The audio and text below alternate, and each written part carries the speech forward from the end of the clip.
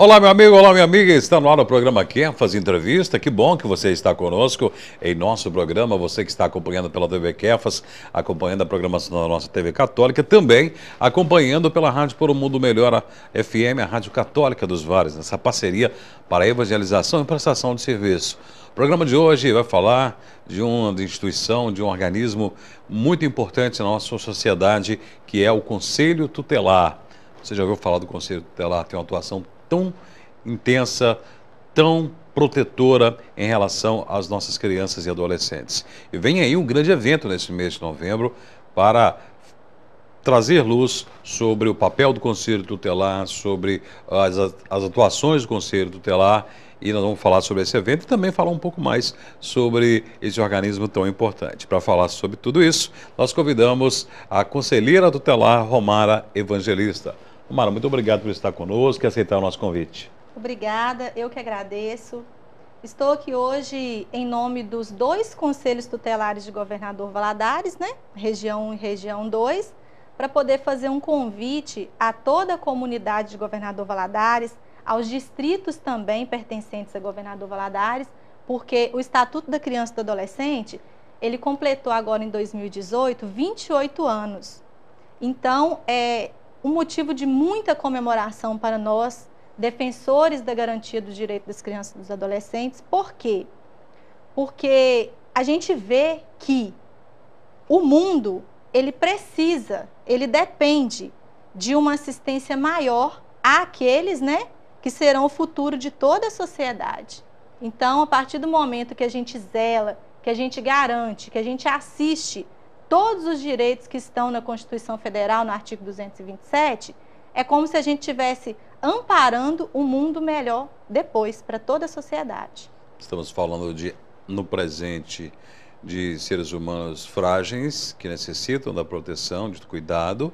Estamos falando também do futuro do nosso Sim, país, do nosso mundo. São né? pessoas em desenvolvimento, né? Assim que a lei cita. São pessoas, são seres, e eles precisam de toda a assistência para desenvolverem com igualdade durante esse período todo de infância, primeira infância, adolescência. Então, é um percurso. Até chegar à maioridade, digamos assim, aos 18 anos, eles têm que ser instruídos, né, para uma vida adulta. Romara, gostaria de falar um pouco sobre o Conselho Tutelar. Você, particularmente, há quanto tempo está no Conselho? Estou há 2 anos, porque eu entrei no Conselho Tutelar no mandato 2015, no final de 2015, né? Que o mandato iniciou em 2016 e ele será cumprido até 2020. Você falou em mandato, então são eleitos os conselheiros? Sim. A eleição para conselheiro tutelar, ela acontece um ano subsequente à eleição presidencial. Então, digamos assim, já estamos próximos da próxima eleição para Conselho Tutelar. Então, 2019 no ano que vem que tem eleição? Ano que vem, já estamos aí em andamento para uma próxima eleição. Então, quando a pessoa concorre ao cargo de conselheiro tutelar, primeiramente, é uma pessoa que precisa preencher todos os requisitos, né, para o serviço público. Segundo, ele passa por uma prova, ele vai prestar um concurso, né? E aí, a última etapa, após a prova e após a análise de documentação, experiências, aí que ele vai para a eleição. Então, o conselheiro tutelar de todas as cidades do Brasil, porque todo município, ele precisa ter o conselho tutelar. Isso aí é lei, tem que ser garantido, né? Então, quando o município possui o conselho tutelar, aquele conselheiro que está ali como conselheiro pelo mandato, ele foi eleito pela sociedade daquele município. E a eleição é feita pela população? Sim, não existe conselheiro tutelar que está no cargo sem ter sido eleito pela comunidade. Nós somos votados. Interessante, bem democrático, não é? E hoje em Governador Valadares, você disse que há 2 conselheiros tutelares, e você tem ideia de quantos conselheiros fazem parte desses 2 conselhos? Cada conselho tutelar possui 5 conselheiros. 5 conselheiros. E esse conselho tutelar, ele tem qual vínculo com a municipalidade, com o executivo? A lei que rege a nossa função é uma lei federal, né? Sim. Então, quando a gente vê o Estatuto da Criança e do Adolescente, o artigo 131, ele inicia falando do Conselho Tutelar, e o artigo 136, ele traz as atribuições do Conselho Tutelar. Porém, quando a verba federal vem, ela vem para a prefeitura. Sim. Então, nosso vínculo com o município é apenas por essa questão administrativa mesmo. Sim, mas o conselho tem sua autonomia para poder atuar. Sim, o Conselho Tutelar, a lei fala que ele é um órgão não jurisdicional, né? Autônomo, e aí ele trabalha dentro da legalidade. Tudo que nós fazemos precisa estar prescrito nas funções do órgão, que é no artigo 136. Omara, nós falamos sobre o Conselho Tutelar, sobre como ele é formado, sobre a quantidade de conselheiros, sobre a sua função organizacional. Agora eu gostaria de saber sobre a qualificação. Uma vez o conselheiro ingressando nos quadros do conselho, qual é a preparação, qual é a qualificação que ele passa para poder se tornar um conselheiro? Sim. Inicialmente, né, a gente tem que apresentar aquela documentação que eu falei anteriormente. E aí a gente passa pela capacitação também de formação inicial, que a gente estuda o Estatuto da Criança e do Adolescente, a gente estuda a respeito da rede de proteção e o sistema de garantia de direitos. A gente passa a compreender também tudo o que compõe o órgão do Conselho Tutelar, inclusive o Conselho Tutelar não é composto apenas pelos conselheiros, né? Sim. Nós temos uma equipe técnica também garantida por lei. Essa equipe técnica nós temos um psicólogo, que é uma psicóloga no momento, né? Temos uma pedagoga e temos uma assistente jurídica, que é uma advogada. Então, assim, para ser conselheiro tutelar e estar conselheiro tutelar, a gente passa por todo um aparato de qualificação, porém, a formação superior não é obrigatória. Sim. Né? A lei não determina isso. A pessoa, para ingressar e prestar o concurso, o último edital que preenchemos os requisitos, ele dizia apenas o ensino médio. Ele não exigia o superior. Interessante. Agora, vamos à atribuição do Conselho Tutelar. Sim. Qual é o papel, qual é a função do Conselho e do conselheiro? Sim. O Conselho Tutelar, ele está aqui no artigo 131 e tem o 136 do Estatuto da Criança e do Adolescente, né? Então, a gente atende criança e adolescente sempre que precisa e necessita do serviço. A gente aconselha os pais, a gente orienta também criança e adolescente. No caso de violação de direitos, no caso de situações em que necessite que o Estado, né, faça valer e garantir direitos inerentes à criança e adolescente, o Conselho Tutelar de pronto, ele presta assistência.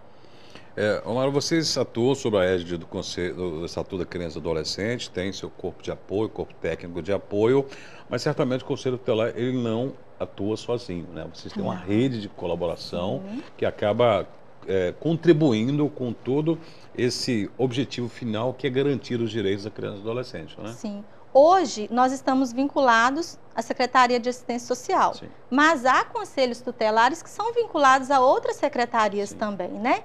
Então, em Governador Valadares, nós temos uma rede que ela acaba sendo referência para vários municípios da região.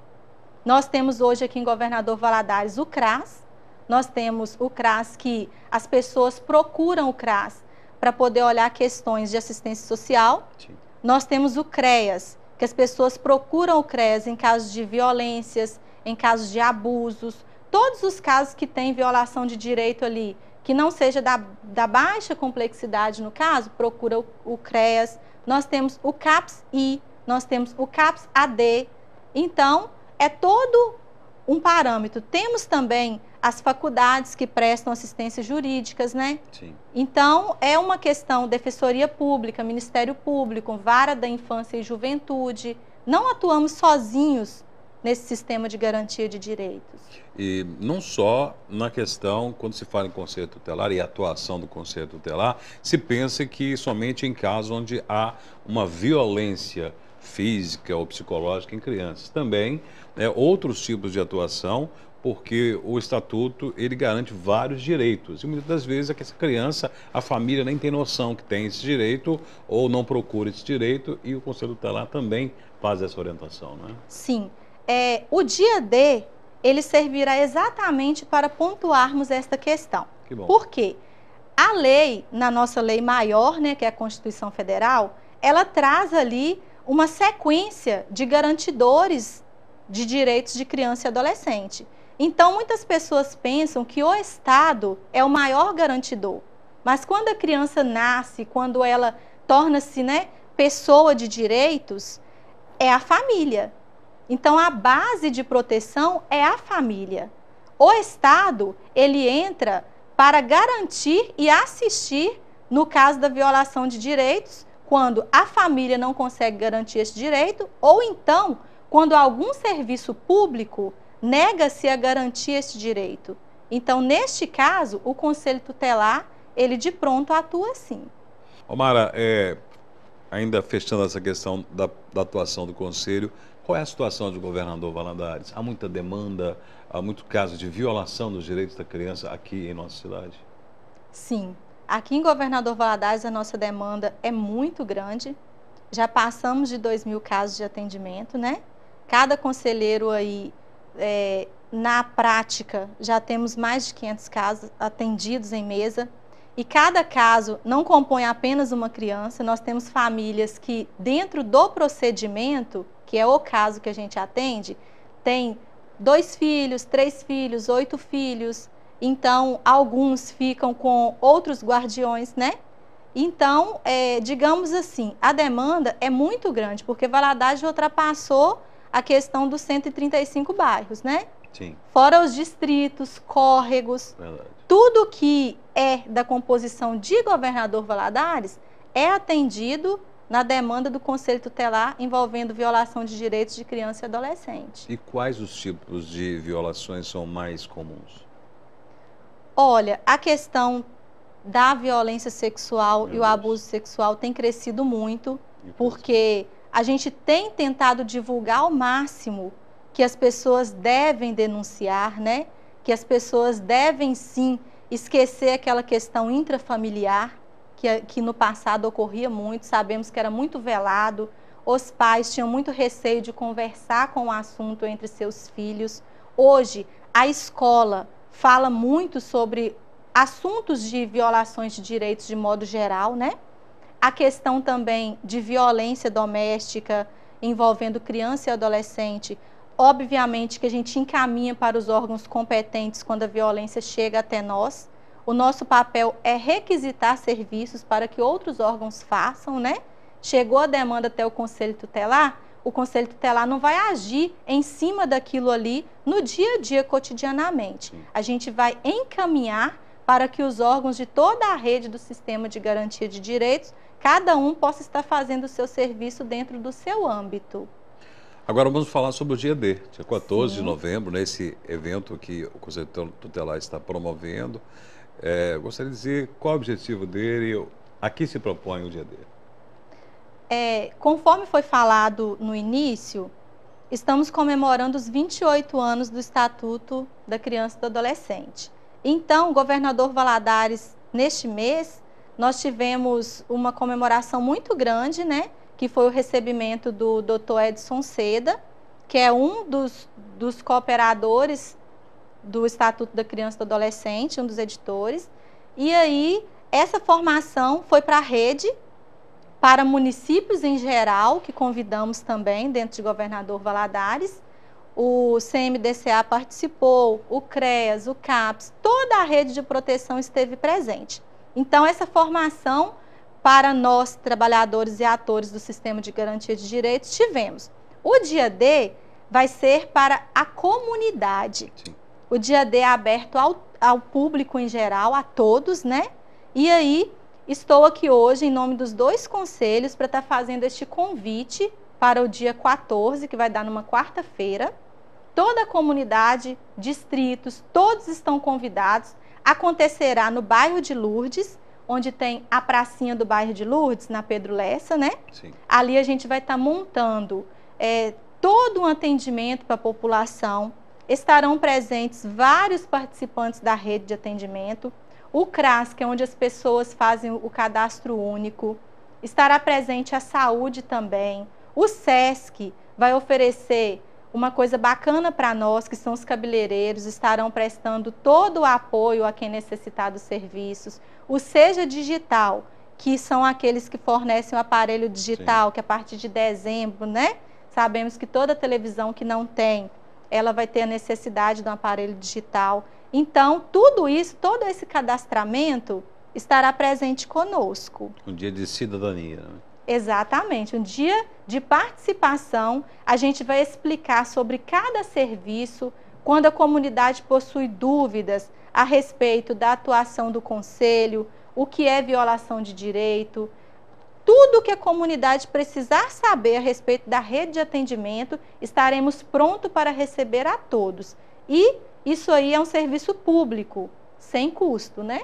Pois é, então vai ser dia 14, na Praça Getúlio Vargas, se não me engano, é Getúlio Vargas, a praça ali do bairro de Lourdes.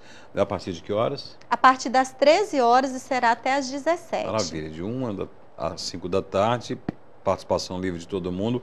Faça o seu papel enquanto pai, enquanto mãe, faça o seu papel enquanto cidadão, vá, conheça, procure, busque informação para que você possa também fazer parte dessa rede de proteção aos direitos das nossas crianças e adolescentes. Omara, muito obrigado, desejo muito sucesso para você, em nome de todos os conselheiros, toda a equipe técnica que participa, e um sucesso também nesse dia D. E parabéns pelo trabalho que vocês executam. Eu agradeço a oportunidade, né, o espaço da gente estar falando sobre o nosso serviço. Oriento também a comunidade, oriento também a sociedade, que é dever da família efetivar esses direitos. Quando a família não se sentir empoderada na garantia desses direitos, acione os órgãos de proteção, procure auxílio, mas não permita que esses direitos sejam violados, né? Porque a partir do momento que nós, famílias, permitimos a violação de direitos, a gente está sendo conivente com a violação. Então, para que ninguém possa responder por isso como responsável, é bom que procure garantir esse direito através dos órgãos de proteção. Enfim, agradeço a oportunidade e todos aqueles também que desejarem participar, certamente o edital para conselheiro tutelar será divulgado, né? E toda pessoa que tiver a formação enquadrar aí, pode participar também. E ano que vem tem eleição para conselheiro tutelar, não é? E para quem testemunhar ou quiser denunciar alguma violência ou transgressão dos direitos, tem os telefones, né? O telefone da Polícia Militar, 190, o Disque Denúncia, 181. Tem mais algum número que você gostaria de divulgar? Ou são esses os de imediata ligação em casos de flagrante de violência? Todo o sistema de garantia de direitos, ele está ali na ponta para poder assistir a todos. Sim. Polícia Militar, Ministério Público, Judiciário, escola, porque às vezes a gente fala somente da questão do adulto fazer, né? Sim. Mas a criança e o adolescente, ele pode procurar aquele que ele confia também.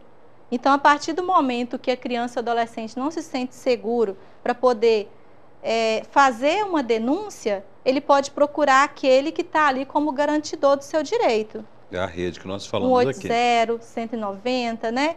Delegacia Civil, Delegacia de Polícia Militar, todos os órgãos. Então, é uma grande rede mesmo de apoio e proteção. Muito obrigado mais uma vez. Obrigado a você que acompanhou o nosso programa. Até o próximo encontro. Até o próximo Quer Fazer Entrevista.